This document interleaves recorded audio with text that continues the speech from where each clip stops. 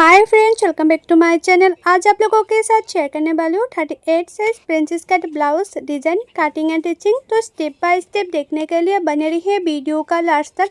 और यह है फुल मेजरमेंट, स्किन पे है, आप लोग देख सकती हो। तो मैं पहले कटिंग करूँगी बैक पार्ट और अस्तर का फैब्रिक को मैंने 2 फोल्ड करके रखा है।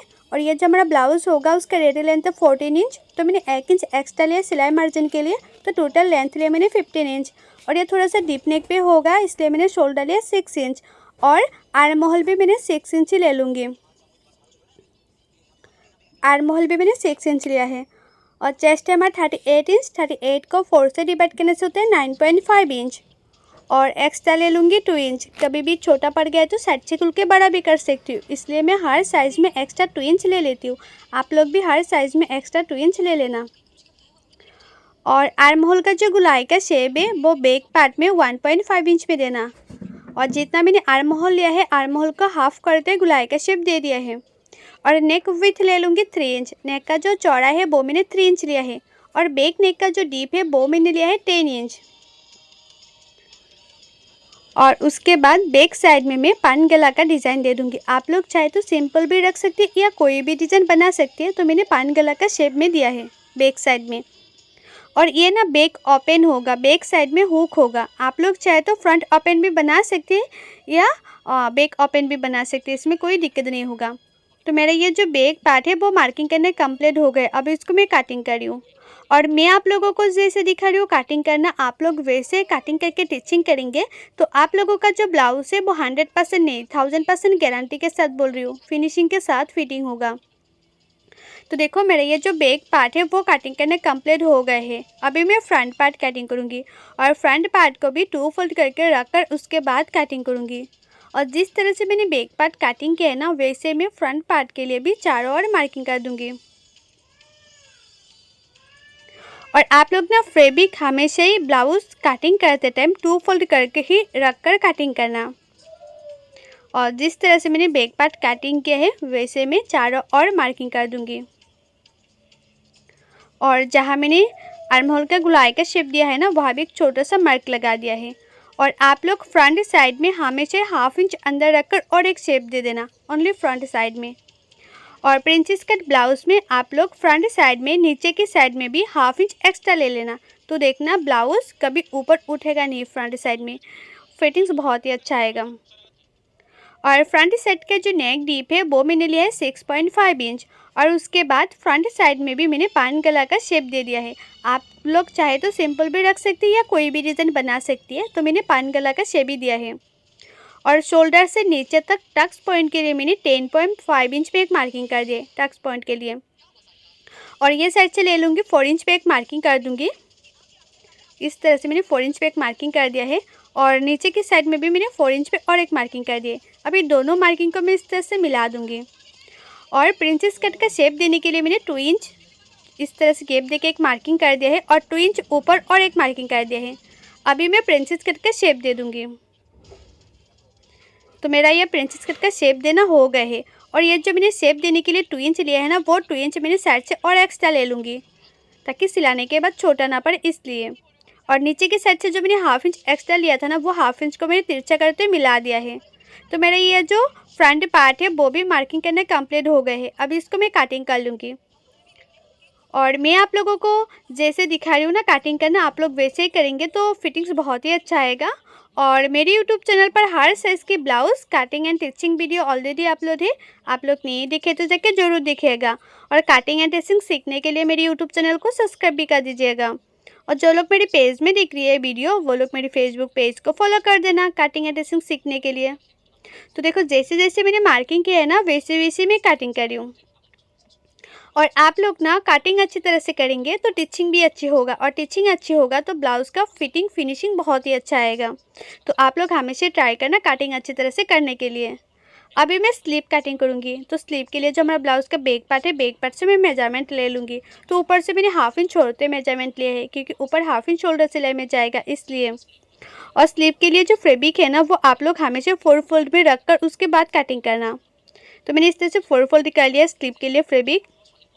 और जितना मैंने मेजरमेंट में पाया था ना स्लीव के लिए, वो 9.5 इंच, वो 9.5 इंच में चौड़ाई में ले लूँगी। तो 9.5 इंच लिया है चौड़ाई में, और स्लीव का जो लंबाई है वो मैंने 10 इंच लिया है। आप लोग जितना चाहे इतना लंबाई ले सकती है और उससे कम भी ले सकती है। तो मैंने 10 इंच पे एक मार्किंग कर दिया है। और आप लोग जितना लंबाई लेंगे ना स्लीव का, उससे 3.5 में नीचे और एक मार्किंग कर देना है, और उसी मार्किंग को भी 9.5 इंच तक सीधा कर लेना है। और ये साइड से 2 इंच पे एक मार्किंग कर देना है, और ऊपर की साइड से 1.5 इंच पे और एक मार्किंग कर देना है। अभी दोनों मार्किंग को मैं इस तरह से मिला दूंगी, और उसके बाद जो हमारा नॉर्मल स्लीव होता है ना उसके शेप दे दिया है। तो हमारा नॉर्मल स्लीव रेडी हो गए है। और ये पफ स्लीव बनाऊंगी तो उसके लिए मैंने 4 इंच पे एक मार्किंग कर दिया है, और 1.5 इंच ऊपर और एक मार्किंग करके इस तरह से जो पफ स्लीव है उसका शेप दे दिया है। आप लोग चाहे तो नॉर्मल स्लीव भी बना सकती है, पफ स्लीव भी बना सकती है। जो मैंने 1.5 इंच लिया ना एक्स्ट्रा, वो मैंने पफ देने के लिए बनाए हैं। आप लोग नॉर्मल बनाएंगे तो 1.5 इंच मत लेना। और मोहरी लिया मैंने 5.5 इंच, और एक्स्ट्रा ले लिया मैंने 2 इंच। तो मेरा ये जो स्लीव है वो भी मार्किंग करके कंप्लीट हो गए। अब इसको मैं काटिंग कर लूँगी। जैसे जैसे मैंने मार्किंग किया है ना वैसे वैसे मैं काटिंग कर रही हूँ स्लीव को। तो जहाँ मैंने 4 इंच लिया ना वहाँ भी एक छोटा सा कट लगा दिया है, ताकि पफ मतलब छोटा छोटा प्लेट डालने में आसान हो। तो मेरा ये जो स्लीव है वो भी कटिंग करने कंप्लीट हो गए हैं। अभी मैं मेन फैब्रिक में कटिंग करूँगी, और मेन फैब्रिक को भी मैंने 2 फोल्ड करके रख कर उसके बाद कटिंग करूँगी। तो मेन फैब्रिक को मैंने इस तरह से 2 फोल्ड कर लिया है, और उसके बाद जो ये अस्तर का फैब्रिक है, अस्तर का फैब्रिक को मैंने मेन फैब्रिक के ऊपर रखूँगी। और मेन फैब्रिक को थोड़ा सा बड़े रखकर कटिंग करूँगी ताकि सिलाने में आसानी हो। आप लोग ना हमेशा मेन फैब्रिक को थोड़ा सा बड़ा रखकर कटिंग करना, तो देखना सिलाने में बहुत ही ज़्यादा आसान होगा, कम टाइम में सिलाई करना हो जाएगा। तो सभी पार्टों में मैंने बड़ा रखकर कटिंग करी हूँ।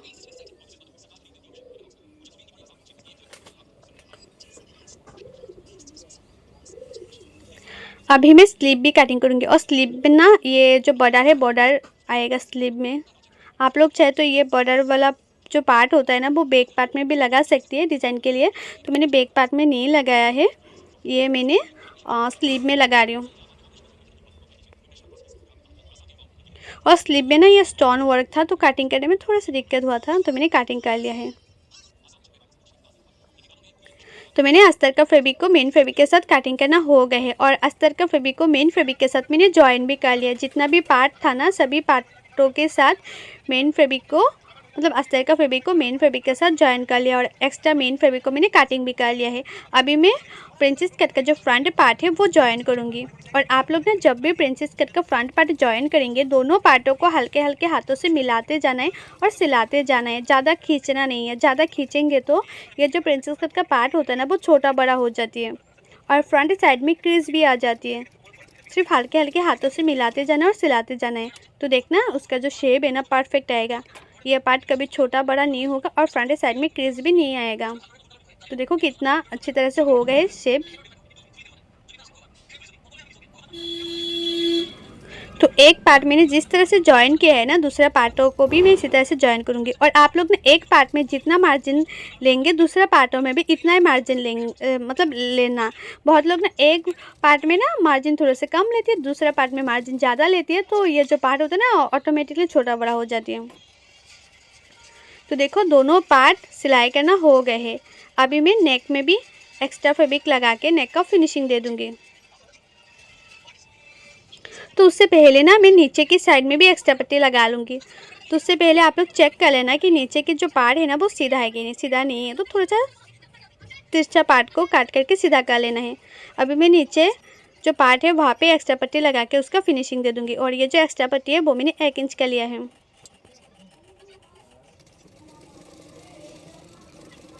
बचा हुआ अस्तर का फैब्रिक था तो उसे यूज़ कर रही हूँ।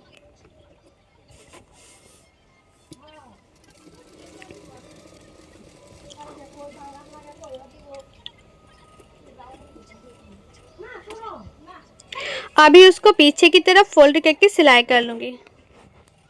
पीछे की तरफ मैं फोल्ड करके सिलाई कर लूँगी, और उसके बाद मैं नेक में भी एक्स्ट्रा फैब्रिक लगा के नेक का फिनिशिंग दे दूँगी। तो जैसे हमारा नेक है ना वैसे ही मैं उसका शेप दूंगी। तो उसके लिए मैंने ये बचा हुआ अस्तर का फैब्रिक था, छोटा छोटा टुकड़ा था, तो मैंने काट कर लिया है। वो ना मैंने उरेप कट नहीं किया है, सिंपल सीधा कट किया है, इसलिए मैं छोटा छोटा प्लेट डाल के नेक का फिनिशिंग दूंगी। आप लोग ना उरेप कट करेंगे तो छोटा छोटा प्लेट डालना नहीं पड़ेगा। मैं उरेप कट नहीं करती इसलिए मैंने छोटा छोटा प्लेट डालती हूँ।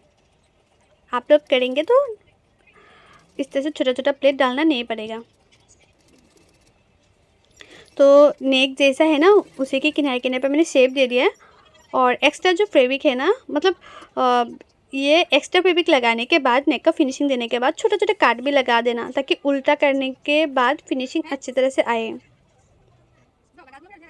और शेप परफेक्ट आए। अब इसको मैंने उसके ऊपर जो एक्स्ट्रा फैब्रिक लगा है उसके ऊपर मैंने किनारे किनारे पे और एक सिलाई कर दिया है।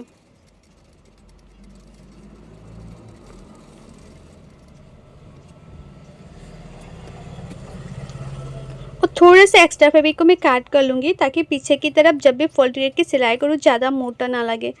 ज़्यादा मोटा लगेगा तो देखने में अच्छा नहीं लगेगा। जितना पतला मतलब पतली होगा उतना ही देखने में अच्छा लगता है, फिनिशिंग अच्छी आती है। तो मैंने पतली करके फोल्ड करके सिलाई कर लूँगी बैक पार्ट में।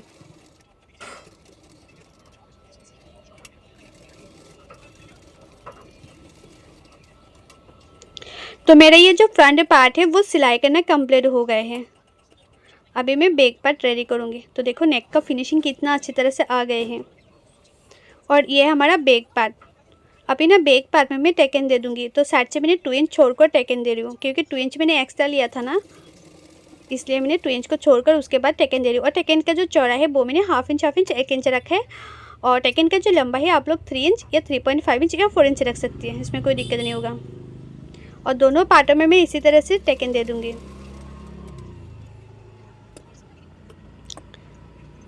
तो दोनों पार्टों में टेकन देना हो गए हैं। अभी मैं हुक पट्टी लगाऊंगी। अभी मैं लेफ़्ट साइड में हुक पट्टी लगाऊंगी। और लेफ़्ट साइड का जो हुक पट्टी का चौड़ा है वो आप लोग 3.5 इंच या 4 इंच ले सकते हैं, इसमें कोई दिक्कत नहीं होगा। 3.5 इंच या 4 इंच ले सकते हैं। तो उसके बाद मैंने इस तरह से रखा है और किनारे किनारे पे एक सिलाई कर दिया है।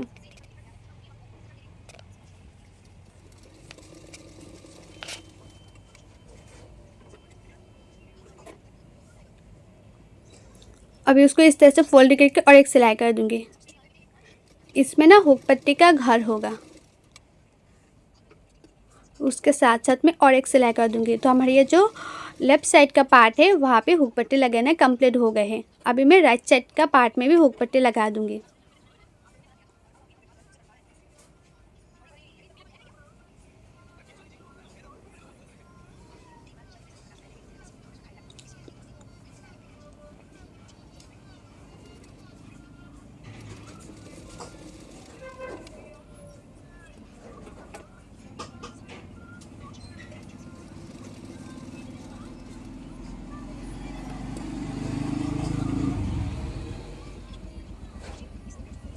और राइट साइड के जो हुक पट्टी का चौड़ाई है ना वो आप लोग 2 इंच या 2.5 इंच या 3 इंच लेंगे तो हो जाएगा।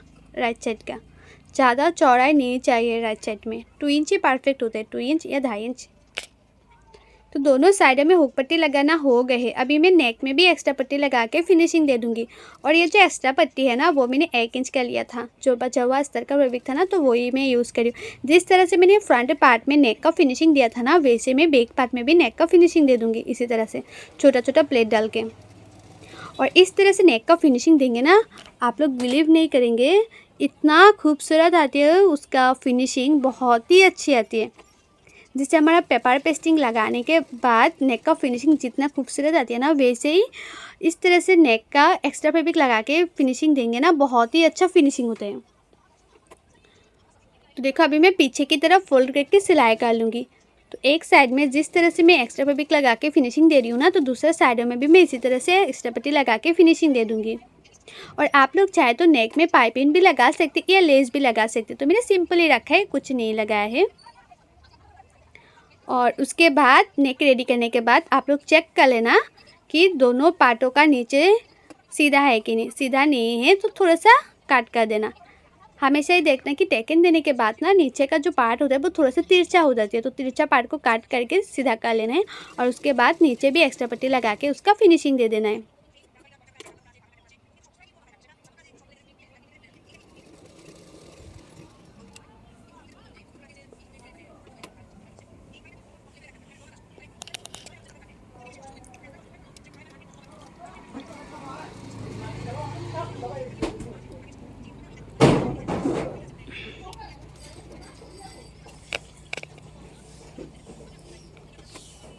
तो देखो ये जो हमारा बैक पार्ट है वो रेडी हो गया है और दोनों पार्टों में मैंने इसी तरह से एक्स्ट्रा फैब्रिक लगा दिया नीचे की साइड में। तो बैक साइड में मैं हुक बाद में लगा लूँगी, अभी पिन से सेट कर लिया है। तो मेरा तो ये बैक पार्ट हो गए है। अभी बैक पार्ट के ऊपर मैं फ्रंट पार्ट को रखूँगी और उसके बाद मैं शोल्डर सिलाई करूँगी और शोल्डर को भी मैं 1/2 इंच मार्जिन रखकर सिलाई कर लूँगी। तो एक शोल्डर में जिस तरह से सिलाई किया ना, दूसरा शोल्डर को भी मैं इसी तरह से सिलाई कर लूँगी 1/2 इंच मार्जिन रखकर।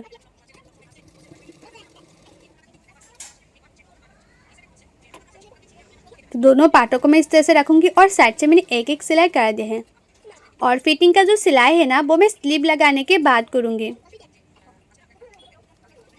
तो दोनों साइड में मैंने इसी तरह से एक एक सिलाई कर दिया और साइड में देखो थोड़ा सा एक्स्ट्रा फैब्रिक है, वो मैं थोड़ा सा एक्स्ट्रा फैब्रिक को मैं काट कर लूँगी।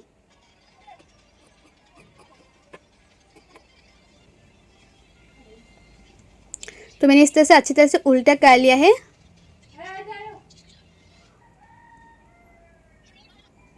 तो देखो मैंने अच्छी तरह से उल्टा कर लिया है। अभी मैं आप लोग ना हमेशा स्लीव लगाने से पहले चेक कर लेना कि फ्रंट साइड में 1/2 इंच अंदर रखकर काट है कि नहीं। काटे नहीं है तो कट कर लेना, अगर काट है तो नहीं करना पड़ेगा। और उसके बाद स्लीव में जहाँ मैंने कट लगाया था ना वहाँ से मैं स्टार्ट करूँगी छोटा छोटा प्लेट डालना। ये जो प्लेट है ना बहुत ही छोटा छोटा करके मैंने डाल रही हूँ ताकि देखने में अच्छा लगे, इसलिए। ये जो स्लीव होता है ना वो शोल्डर जो होता है ना, शोल्डर की मिडिल में ही इस तरह से फुला फुला सा होता है, छोटा सा प्लेट होता है, देखने में बहुत ही ज़्यादा अच्छा लगता है। तो दोनों पार्टों में मैं इसी तरह से छोटा छोटा प्लेट डाल दूँगी। देखो कितना खूबसूरत लग रहा है। और ये जो स्लीव है ना अभी बहुत ही ज़्यादा ट्रेंडिंग में चल रही है, मतलब ज़्यादातर लोग ना इस तरह से स्लीव ही सिलाई करती हैं, बोलती है मुझे इस तरह से स्लीव बना के दो। तो दोनों स्लीव में इसी तरह से मैं प्लेट डाल दूँगी। और जो लोगों को ना कटिंग करने में दिक्कत होती है, कटिंग करना अच्छी तरह से नहीं आती है, परफेक्ट फिटिंग नहीं होती है, वो लोग चाहे तो पेपर फॉर्मा भी ऑर्डर कर सकती है। मैं खुद कटिंग करके देती हूँ पेपर फॉर्मा, हर स्टाइल का पेपर फॉर्मा अवेलेबल है। और पेपर फॉर्मा कैसे ऑर्डर करना है, उसका प्राइस क्या है, मैंने ऑलरेडी बहुत सारी वीडियो पे बताया हुआ है प्राइस के बारे में। आप लोग नहीं देखे तो जाके ज़रूर देखिएगा, मेरे यूट्यूब चैनल पर वीडियो अपलोड है फॉर्मा के बारे में, फुल डिटेल से मैंने वीडियो अपलोड किया हुआ है, उसका प्राइस क्या और कैसे ऑर्डर करना है।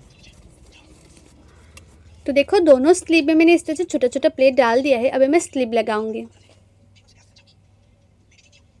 देखो उसका जो पाफ है कितना अच्छे से आया है। और ये जो स्लीव का मिडिल है, स्लीव का मिडिल से स्लीव को लगाऊंगी, स्लीव का मिडिल से। और ये जो हमारा शोल्डर का मिडिल है, शोल्डर का मिडिल और स्लीव का जो मिडिल होता है वहाँ से मैं स्लीव को लगाऊंगी। और स्लीव को ना आप लोग 1/2 इंच मार्जिन रख कर सिलाई करना, 1/2 इंच मार्जिन लेंगे तो हो जाएगा। दोनों पार्टों को हल्के हल्के हाथों से मिलाते जाना है और 1/2 इंच मार्जिन रखकर सिलाते जाना है। ज़्यादा मार्जिन नहीं चाहिए, 1/2 इंच मार्जिन लेंगे तो हो जाएगा।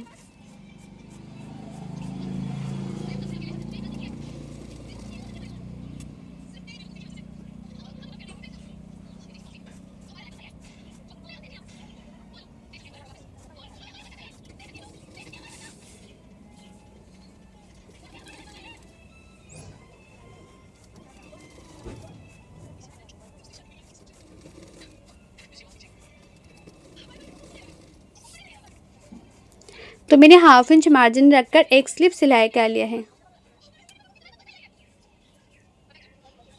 इस तरह से। और दूसरा स्लिप को भी मैं इसी तरह से सिलाई करूँगी। स्लिप का जो मिडिल है, स्लिप का मिडिल में एक मार्किंग कर लूँगी और उसके बाद ये जो हमारा शोल्डर का मिडिल होता है, शोल्डर का मिडिल से स्लिप को मैं लगा लूँगी।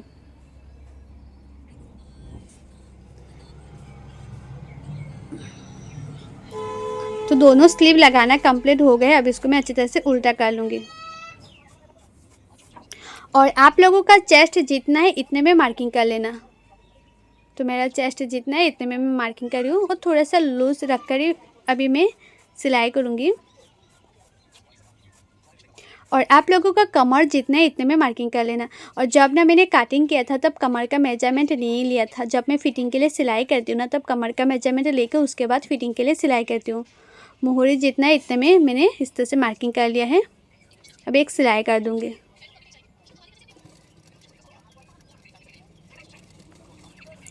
जैसे मैंने फ़िटिंग के लिए मार्किंग किया है ना वैसे मैं सिलाई करूँगी।